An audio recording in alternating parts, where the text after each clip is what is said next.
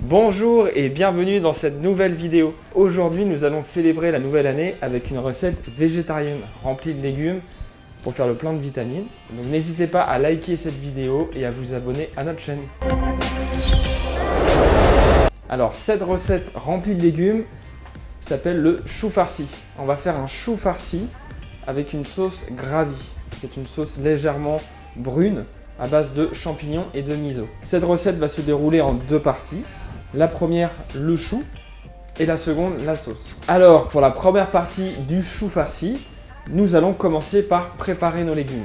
Alors, pour cette recette, nous, on a choisi de prendre des choux de Bruxelles, un chou vert frisé, qui est la base de notre recette, du panais, des carottes, oignons, céleri branche et des champignons. Alors, maintenant que nos légumes sont lavés, nous allons passer à la première étape de notre recette, la duxelle de champignons. Donc une duxelle de champignons, ça revient à mixer en général des champignons de Paris, très très fins, qu'on va cuire après à la casserole. Alors, vous prenez votre champignon, moi j'ai un mixeur qui va me permettre de les éplucher très très fins. Donc premièrement, vous les coupez en 4, vous les stockez dans un récipient, et après on les passera en machine. Donc mes champignons sont prêts à passer au robot. Donc je vais vous montrer la texture qu'il faut obtenir pour réaliser la duxelle. Donc attention à ne pas créer une pâte avec l'humidité du champignon. Voici. Donc il faut des petits cubes. C'est plus facile de le faire au robot parce qu'à la main ça peut être un petit peu long. Et il faut obtenir ce résultat pour tous les champignons. Donc notre duxelle est prête à être cuisinée. J'ai mixé mes champignons. À côté, j'ai préparé un oignon ciselé avec un petit peu d'ail. Donc j'ai mis 2 gousses d'ail, un oignon et vous avez 1 kg de champignons mixés. Pour ce faire, vous avez la casserole. On va verser un petit peu d'huile dedans au filet. On va attendre d'avoir une chaleur suffisante pour commencer la cuisson. Mon huile est chaude. Je vais pouvoir balancer mon oignon et mon ail. On les fait revenir. On essaie d'obtenir une petite coloration. Pas besoin d'assaisonner pour l'instant. On garde ça pour la suite, une fois qu'on aura mis les champignons. Parce que les champignons vont dégager beaucoup d'eau. Donc on va chercher à réduire cette eau. Et après on pourra assaisonner. Donc n'hésitez pas à mettre une huile bien chaude pour pouvoir obtenir cette coloration et ce petit bruit que vous entendez, le frémissement. Donc on commence à avoir une belle coloration. Vous voyez, c'est légèrement brun et caramélisé. Donc on va pouvoir mettre nos champignons. Donc là je suis à feu moyen, ce qui va permettre de cuire tranquillement les champignons à cette étape. Ce qu'on aurait pu faire également, c'est mettre un petit peu de vin blanc pour retrouver de l'acidité. Mais j'en ai pas mis dans la recette, donc libre à vous d'en mettre. Donc l'oignon et le champignon est bien mélangé. Maintenant, il faut laisser cuire. Ça va durer entre 8 à 10 minutes. Alors la duxelle a fini de cuire. Donc comme vous voyez, elle a recraché beaucoup d'eau. C'est normal. Pour l'instant, moi j'ai juste mis un petit peu de sel poivre. Mettez pas trop de sel parce que la sauce qu'on va faire par la suite est déjà assez salée. Elle est à base de miso. Donc mollo sur le sel. Et ce que je vous conseille de faire, c'est de dégoûter la duxelle. Donc moi j'ai pris un chinois avec un récipient en dessous. Et on va garder le jus pour la sauce qu'on va faire tout à l'heure.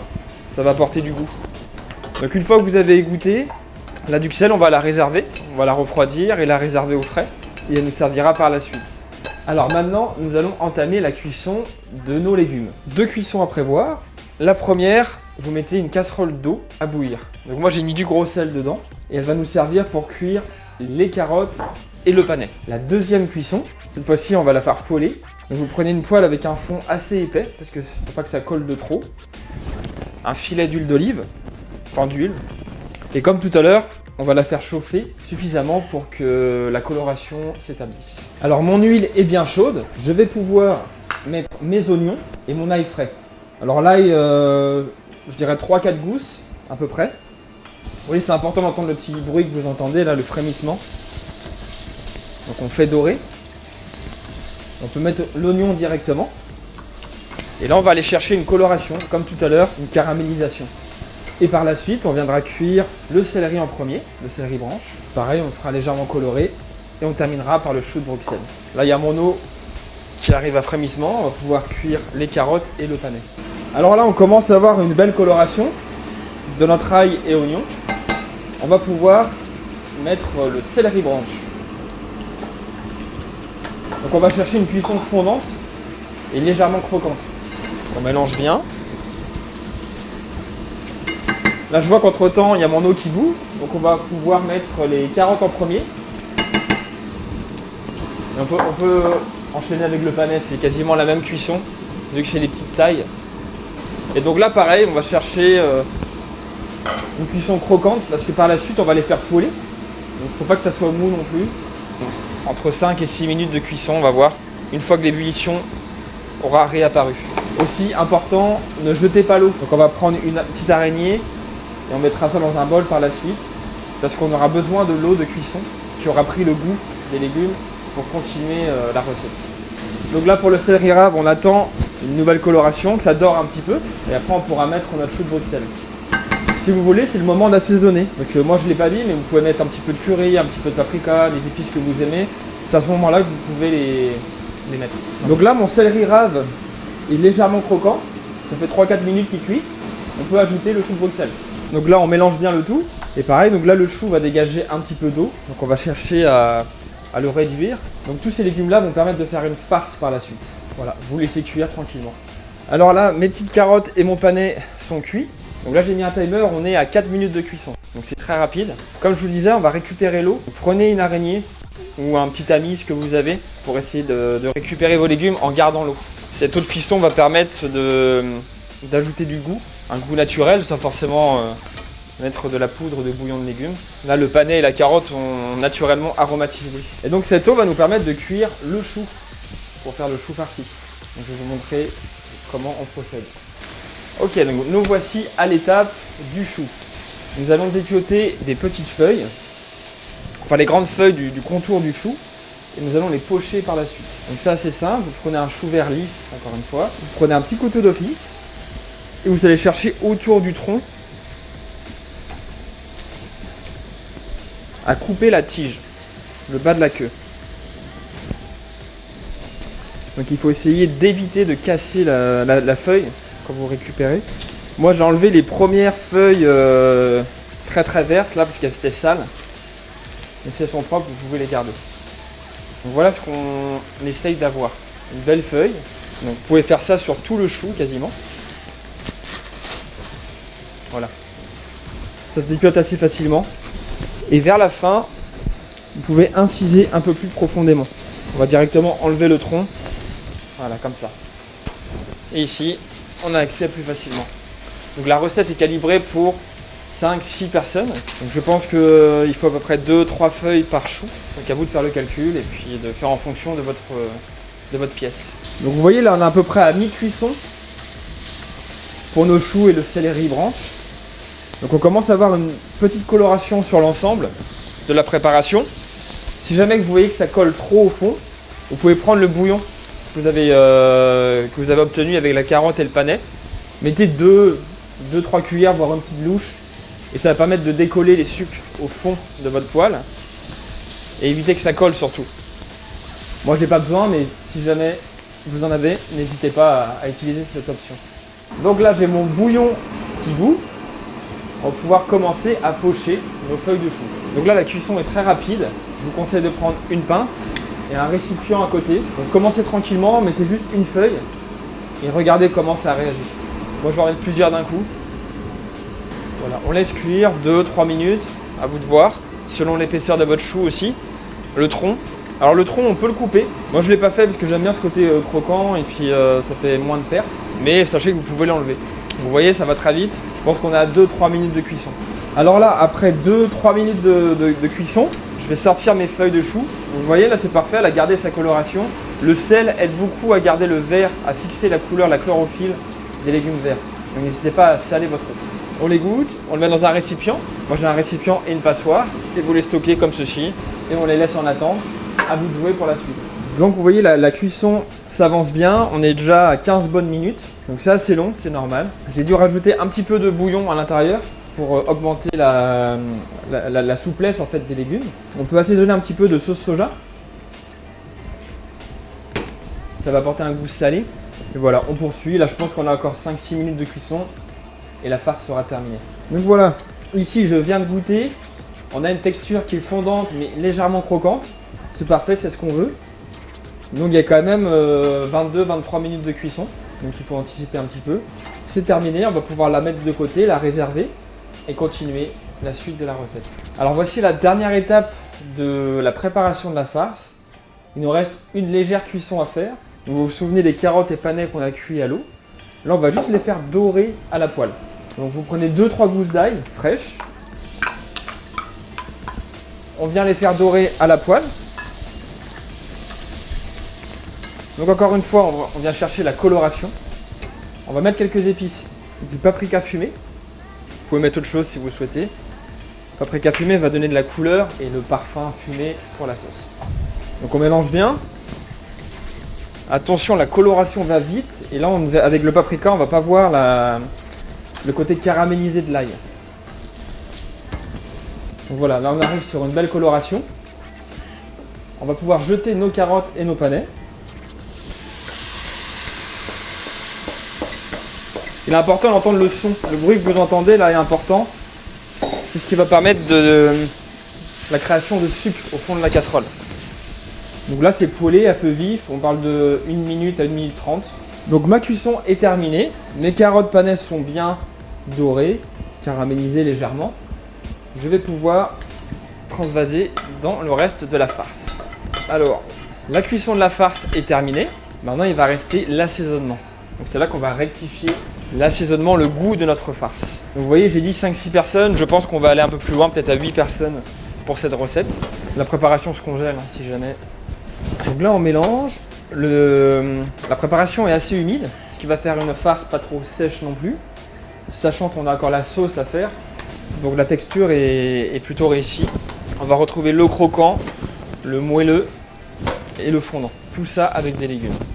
Donc là, au niveau du goût, je vais rajouter du paprika fumé, un petit peu d'herbe de Provence, du poivre et un tout petit peu de sel. Encore une fois, la sauce qu'on va préparer par la suite est naturellement salée parce qu'il y a du miso dedans. Donc n'allez pas trop chercher le goût du sel lors de cette étape. Donc là, notre farce est terminée. J'ai réassaisonné. Et là, on va rajouter des pignons de pain. Pour le côté croquant, moi j'ai rajouté 100 grammes. À vous de voir, vous pouvez mettre des amandes, des noisettes, ce que vous voulez dans ce plat. Donc on va continuer de mélanger. Et puis on se retrouve pour mouler les choux. Donc voici la dernière étape du chou farci. Donc j'ai fait un petit test ici. J'ai pris 2 feuilles de chou. Finalement sur les grosses feuilles, j'ai enlevé le tronçon. Donc, vous prenez un petit couteau d'office. Vous enlevez l'équivalent d'un triangle. Le bout le plus dur en fait. Vous pouvez le garder et le cuisiner par la suite en faisant des soupes, etc. Voilà. Vous prenez vos 2 feuilles de chou. Donc l'intérieur de la feuille. Et vous posez la deuxième dans le même sens. Donc les 2 centres de la feuille au milieu. Pour la farce, moi je me suis aidé d'un gabarit. Donc ça fait à peu près 120 grammes, l'équivalent de 120 grammes. Prenez ce que vous avez chez vous ou sinon pesez ou faites à la main. Pour info, je me suis nettoyé les mains, donc j'ai les mains propres. Voilà. Vous garnissez bien votre gabarit. Vous le disposez au milieu du chou. Vous voyez, ça fait une farce qui est quand même assez compacte, mais légère en même temps. Alors pour mouler votre chou, vous prenez les parties droite-gauche, haut en bas. Et après, vous venez ramener le reste avec vos doigts. Vous maintenez toujours une pression avec vos doigts. Et normalement, vous arrivez avec l'excès de la feuille en dessous. Donc là, on est bien d'accord, on a le dessus du chou et en dessous. Et vous les disposez sur la plaque. La cuisson, parce que là, notre feuille de chou n'est pas complètement cuite. La cuisson va permettre de raffermir tout ça et de maintenir le chou dans une position correcte et puis qu'il ait assez de tenue pour le dressage du plat. Donc voilà, vous continuez par la suite. Donc j'ai terminé de mouler mes choux. Donc j'en ai fait 6. Avec la farce, j'aurais pu en faire une dizaine. Donc n'hésitez pas à prévoir 2 choux frisés et puis les congeler par la suite. Parce que la quantité de farce que vous allez avoir est plus importante que ce que j'avais prévu pour un seul chou. Donc mes choux sont garnis. Je vais pouvoir les mettre au four. Le four à 180 degrés, chaleur tournante. Et on part sur 15-20 minutes de cuisson, on va voir à l'œil. Et cela dépend beaucoup de votre four également. Nous allons maintenant préparer la sauce. Donc cette sauce s'appelle la sauce gravy. Elle est principalement à base de miso. Donc on va retrouver des saveurs légèrement asiatiques. Voilà, je vais vous présenter les ingrédients. Donc les ingrédients, on a de la farine, du beurre ou de la margarine si vous voulez faire l'option vegan. Pareil pour la farine, si vous voulez l'option sans gluten, prenez de la farine de riz. De la sauce pimentée, sriracha, paprika fumé, du miso brun ou miso blanc, ce que vous avez, sauce soja, ail en poudre. Et ici, on a le bouillon de champignons qu'on a récupéré de notre duxelle tout à l'heure et un bouillon de légumes. Alors, pour commencer cette sauce, on va réaliser un roux. Donc, le roux, matière grasse, farine. Donc, on va faire chauffer la matière grasse, le beurre notamment ou la margarine, selon l'option que vous aurez choisie. Vous la mettez dans une casserole. Prenez une casserole assez haute parce qu'on a quand même une quantité de 1,5 litre de sauce. Donc ne prenez pas la plus petite, même si la base paraît petite avec le peu de beurre et le peu de farine. Prévoyez grand. Donc le beurre, on va le faire chauffer. On va obtenir une coloration légèrement brune. Vous prenez une spatule. Donc le beurre va fondre tranquillement. Le principe du roux, c'est de lier une sauce, c'est d'épaissir une sauce. C'est pour ça que vous avez de la farine. Donc là, notre beurre commence à bien frémir. On va attendre quelques secondes pour qu'il brunisse un tout petit peu. Donc voilà, là la coloration est plutôt bonne. On peut balancer notre farine. Donc là, ce qui est important, c'est de bien mélanger énergiquement. Vous allez obtenir une pâte, c'est normal. Le but, c'est de bien mélanger le beurre et la farine, que ça soit homogène. Ça fait un peu comme une pâte sablée. Et là, encore une fois, on va chercher une autre coloration. Alors c'est un roux qui est un petit peu plus dense que ceux qu'on a l'habitude de voir. C'est pour maintenir la sauce sans ajouter de fécule à la fin. Et on va pouvoir délayer ce roux avec le bouillon de légumes. Vous le prenez et vous mélangez. Alors mettez pas tout, moi je mettrai le reste à la fin. Là c'est important, c'est l'étape où il risque d'avoir des grumeaux. Donc, bien mélanger énergiquement. Les grumeaux ont disparu, je peux mettre la fin de mon bouillon et je peux mettre le bouillon de champignons également. Vous mettez à feu moyen et on peut directement mettre tous les autres ingrédients. Donc le paprika fumé par exemple, la sauce soja, le miso et l'ail en poudre. Alors tout ce qui est ail et paprika, mettez pas tout de vos quantités, vous pourrez rectifier à la fin. Là, vous mélangez bien. Il faut que le mélange soit bien homogène. Et on va laisser réduire. Donc, première ébullition. Une fois que vous obtenez la première ébullition, vous laissez réduire une dizaine de minutes. Et votre sauce sera prête. Donc ici, on arrive à la première ébullition. Donc comme toute sauce liée comme celle-là, c'est important de bien fouetter et de racler le fond. Ça peut vite coller. Donc jusqu'à la première ébullition, il faut la surveiller. Et là, on va la laisser réduire pendant 5-6 minutes, à feu moyen toujours, pour qu'elle prenne son goût. C'est là où elle va prendre du goût et qu'elle va s'épaissir également. Alors là, je viens de sortir les choux du four. Donc ils sont restés 23 minutes exactement, à 180 degrés. Donc vous voyez, ils ont gardé la couleur, le vert du chou. Ils ont une bonne tenue. Ils sont pas trop secs. Si jamais votre four est trop sec, vous pouvez rajouter de la vapeur. Donc soit mettre une casserole d'eau en bas de votre four, ou si vous avez l'option vapeur, c'est encore mieux. Moi, j'ai pas eu besoin. Donc voilà, il va être prêt à déguster bientôt. Ok, donc là, on arrive à la fin de cuisson de la sauce. On voit qu'elle est bien réduite. Là, ça fait une petite dizaine de minutes qu'elle est réduite tranquillement. Il n'y a pas besoin de la réassaisonner. Surtout pas de sel. Vous pouvez mettre un petit peu de poivre à la rigueur, mais pour moi, ça va aller. Donc là, on a terminé la sauce, on a terminé le chou, on va passer au dressage. Et donc voici le dressage du plat. Voilà le résultat, je vais l'ouvrir avec vous. Vous voyez, vous avez une farce qui n'est pas trop sèche, qui se tient bien. Et avec la sauce par-dessus, ça va donner tout le goût pour votre chou. Cette recette est terminée. J'espère que vous aurez du plaisir à cuisiner ces beaux légumes de saison. En plein hiver, ça fait du bien de travailler des produits sans viande et de se remettre un petit peu aux produits du terroir et de saison. J'espère que vous aurez du plaisir à travailler cette recette et du plaisir à regarder cette vidéo. Merci à vous et à bientôt.